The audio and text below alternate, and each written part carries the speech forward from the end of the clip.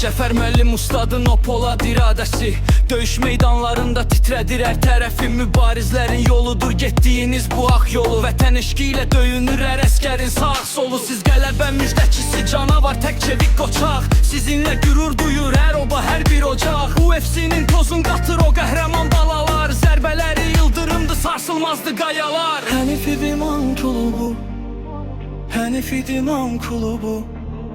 Çempionluq kürsüsündə dalğalanır bayraqlar. Sizin kimi oğullarla fəxr eləyir bu torpaqlar. Hər yarış bir dastan olur, hər döyüş bir qəhrəmanlıq.